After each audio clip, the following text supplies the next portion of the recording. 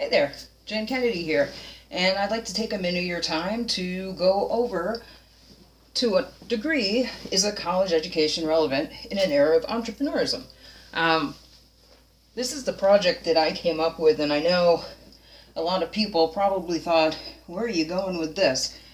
What I want to get across is there are many options in the time that we're living in right now for someone to become successful, to become financially comfortable, that don't have the student debt attached that a traditional college education does. One of the ways you could do this is direct learning. Direct learning is basically taking all the elements that are crucial to whatever field you're trying to go into and focusing on those. Also focusing on some of the anxiety pieces, some of the emotional pieces that go along with going into a new job. It's building you up, basically, from the ground up, structurally as a person, as an intellect, and as a student in all forms. Direct learning has been around since the 70s, and a lot of people kind of sloughed it off as, not, if it's not traditional, it's not good enough. But a lot of not traditional things, as we come to find out, are actually good enough.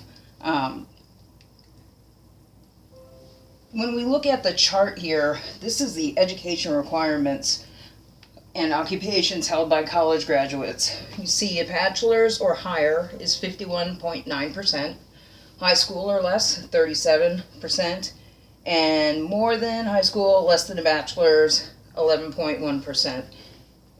In this day and age, a bachelor's is basically like having your high school diploma. Any solid company that you're going to go work for is going to want a master's or a doctorate, which is going to equate to 8 to 12 years of life and 8 to 12 years of student debt, somewhere around the area, depending where you go, $96,000 to $200,000. This doesn't need to be that way unless you want to go into a profession where you do have to have a structured curriculum. If you want to be a doctor, if you want to go to law school, if you want to be a surgeon, if you want to be a mechanical engineer, these are routes that you would take. So then the risk reward ratio kind of balances out because you know that you're in a field that needs that much intense knowledge and it needs specific classes. I see a lot of people enlisting in school and they don't really know what they want to focus on. What's my major going to be? What is it going to be? And you take classes in these weird, I got to fill section G, fill slot 6 just to graduate. And this hundreds of dollars for classes that aren't even going to be tailored to what you want to do in life. I have a problem with that. So that brings me to mentors. Now, I think this is the best one. If I want to get into a business and I really want to know how it works, I'm going to go find somebody who does this business already and would love to teach me how to do it. Someone who has all this information, life experience, knows the failures, knows the ups, the downs, the slings, the arrows, all of it, and is able to give that to me as a gift because they want to see someone else succeed. And there are tons of mentors out there doing that now. It's not just for inner city kids. It's not just for special needs kids. It's for anyone. You can have a mentor who's 20. You can have a mentor who's 80. You can be mentored at 20 or 80. I highly suggest to you guys, I'm not saying college is horrible, don't go to college. I'm saying if you can find a way to get some of the best parts of college and then find some little extra things that make your circle a little bit wider, I think you get a bigger footprint, when you enter the room, when you go for the job interview, when you start the job. Next slide I have expectations versus realities. A lot of people who graduate think that they're going to get a job right out of the box, and that's just not true. The economy is not very strong right now. Student debt is going up higher than inflation, and wages and salaries are not. They are kind of stagnating. In 2003, people were making $33,000 as an average median salary.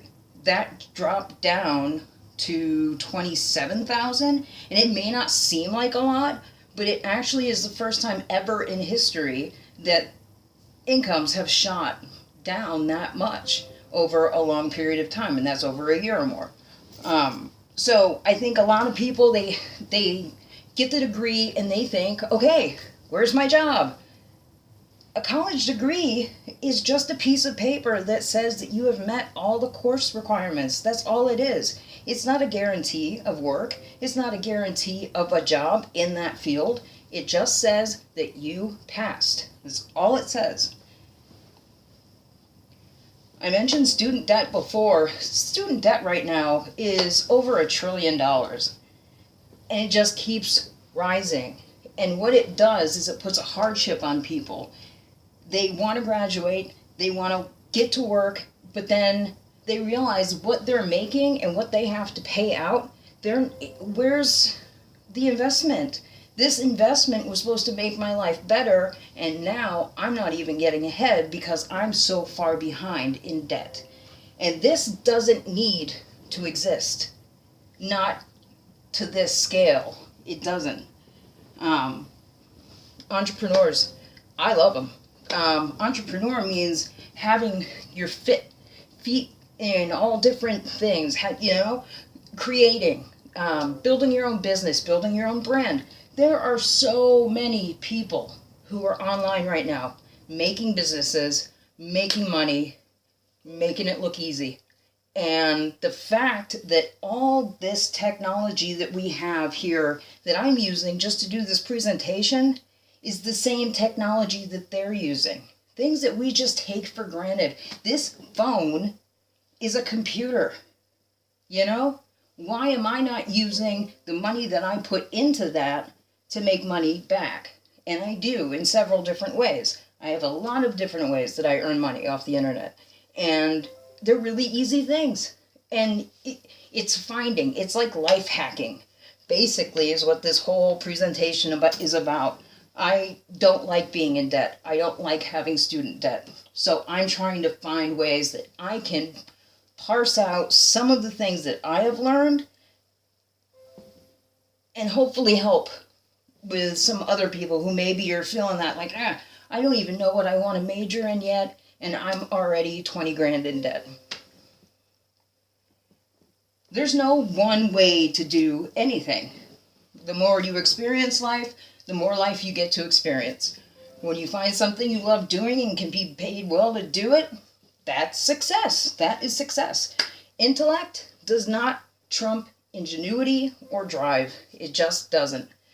Learning is a lifelong journey, and you learn through watching others. You can be your own instructor.